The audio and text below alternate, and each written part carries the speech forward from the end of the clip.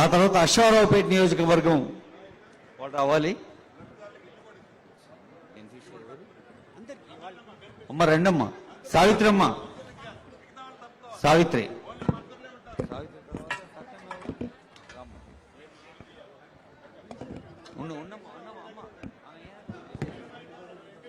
అమ్మ నువ్వు వెళ్ళు.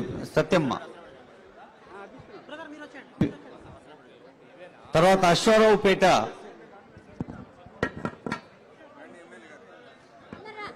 రాజ్యం గౌరమ్మ, ఆ తర్వాత కొత్తగూడెం నియోజకవర్గం విజయ ప్రమీల, తర్వాత భద్రాచలం సుగుణ కుమారి, తర్వాత ఎల్లందు సాలమ్మ.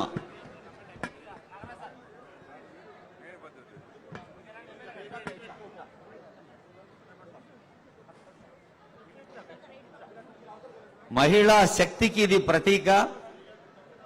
ఇందాకే మరి ఇల్లు ఇల్లాలు అన్నారు ముఖ్యమంత్రి గారు.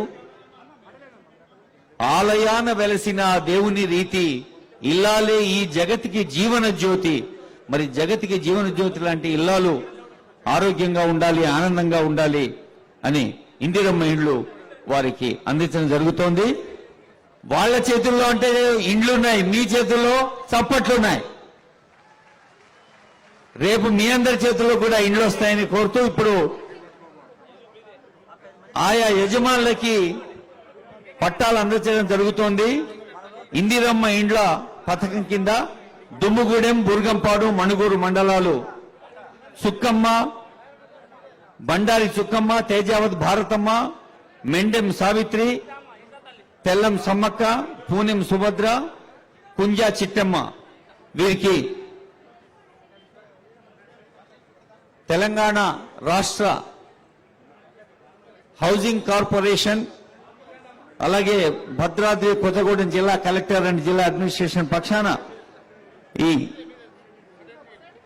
ఇందిరమ్మ ఇళ్ల పథక ఆవిష్కరణ కార్యక్రమానికి ఈ భద్రాద్రి కొత్తగూడెం రామచంద్ర స్వామి వారి పవిత్ర క్షేత్రాన్ని ఎంచుకున్న ముఖ్యమంత్రి వర్యులకు, ఉప ముఖ్యమంత్రి వర్యులకు, ఇంకా పెద్దలందరికీ మీ ఆనందాన్ని మీ కరతాళ ధ్వనుల రూపంలో తెలియచేయడమ్మా, చప్పట్ల రూపంలో మీ ఆనందాన్ని వ్యక్తం చేయవలసిందిగా కోరుతూ సోదరిమణులందరినీ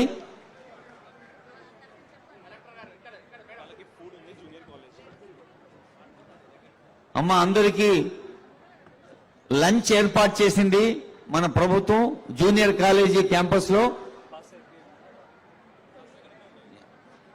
మీ బస్సుల దగ్గరే మీకు ఫుడ్ ఏర్పాటు చేయడం జరిగిందని మన ఐటీడీ పిఓ గారు చెప్తున్నారు.